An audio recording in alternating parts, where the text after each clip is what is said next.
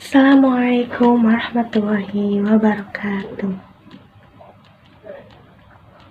Bagaimana kabarnya hari ini anak-anak? Alhamdulillah, Ibu juga sehat. Berhubung hari ini masih dalam suasana lebaran, Hari Raya Idul Fitri, Ibu mengucapkan minal aizin wal faizin, mohon maaf lahir dan batin apabila dalam pembelajaran, selama pembelajaran kita bertatap muka ini, Ibu masih banyak kekurangan, kesalahan. Ibu sekali lagi mohon maaf pada kalian semua. Nah, pada hari ini, Ibu mohon maaf sekali tidak bisa hadir di kelas karena Ibu masih ada keperluan di luar kota. Untuk materi hari ini, Ibu akan membahas tentang memberi tanggapan dengan santun. Kompetensi dasar pada materi kali ini yaitu 3.7 mengidentifikasi informasi berupa kritik, teks sanggahan, atau pujian dari tanggapan.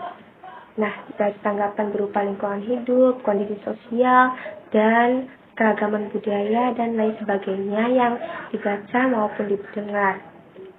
Nah, selanjutnya yaitu indikator pencapaian kompetensi. Nah, indikator pencapaian kompetensi ini yaitu 3.7.1 mengidentifikasi informasi berupa kritik atau pujian dari teks tanggapan, lingkungan hidup, kondisi sosial, atau keragaman budaya, dan lain sebagainya yang didengar atau dibaca. Selanjutnya yaitu 3.7.2 memahami isi informasi dengan alasan yang logis, disertai bukti pendukung, hasil penelitian, data nasional, dan lain sebagainya. Selanjutnya yaitu 3.7.3 menjelaskan informasi tentang teks tanggapan, pujian, atau kritikan terhadap sesuatu. Tujuan pembelajaran: setelah mengikuti proses pembelajaran, peserta didik diharapkan dapat mengidentifikasi informasi berupa kritik atau pujian dari teks tanggapan, lingkungan hidup, kondisi sosial, dan atau keragaman budaya, dan lain sebagainya yang didengar dan dibaca. Selanjutnya, memahami isi informasi dengan alasan yang logis disertai bukti pendukung, hasil penelitian, data nasional, dan lain sebagainya. Yang ketiga, menjelaskan informasi tentang teks tanggapan terhadap sesuatu. Yang selanjutnya, menyimpulkan informasi tentang teks tanggapan terhadap sesuatu. Menyimpulkan struktur dan ciri kebahasaan teks tanggapan. Kegiatan memberi pendapat itu merupakan bentuk tanggapan terhadap sesuatu. Nah, sesuatu itu berupa peristiwa, fenomena, ucapan, dan perbuatan, atau berupa karya yang diciptakan oleh orang lain. Nah, tanggapan ini sifatnya itu pribadi. Nah, misalnya kamu menanggapi karya puisi temanmu. Nah, tanpa disadari, kamu juga sering menanggapi sesuatu yang kamu lihat dan rasakan. Nah, pada aspek yang perlu diperhatikan dan dipelajari yaitu cara menanggapi sesuatu secara objektif dan santun.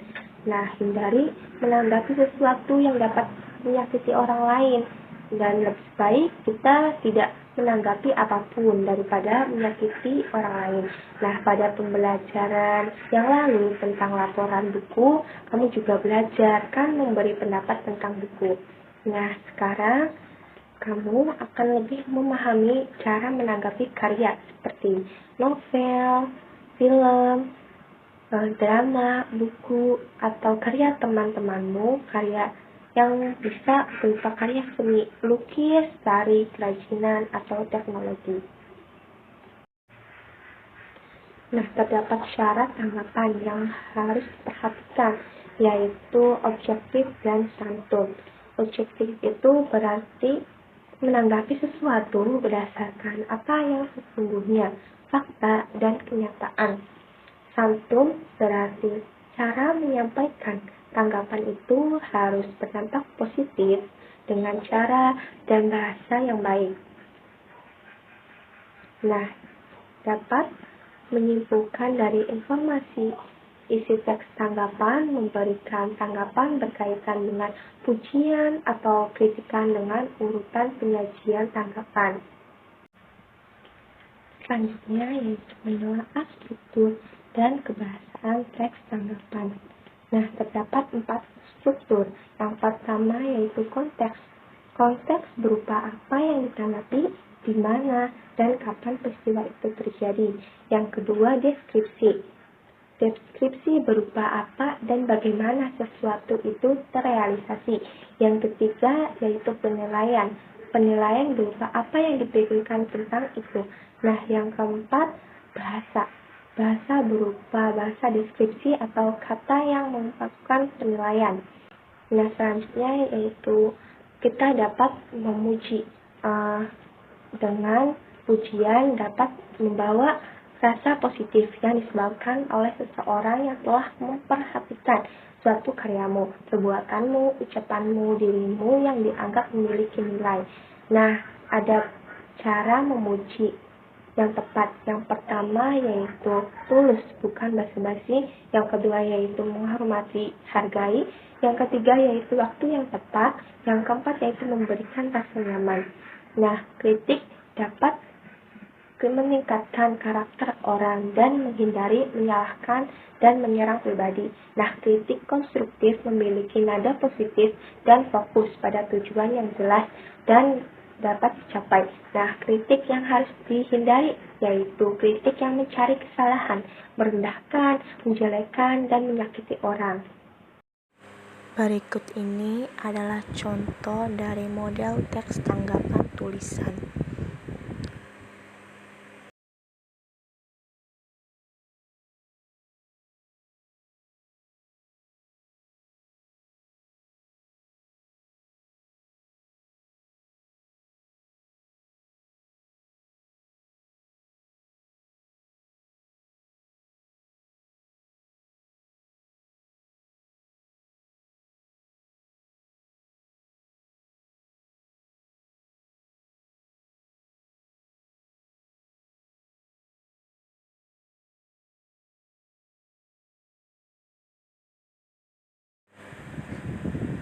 Setelah anak-anak menyimak dan membaca apa yang telah ibu sampaikan, ibu di sini akan memberikan tugas mandiri.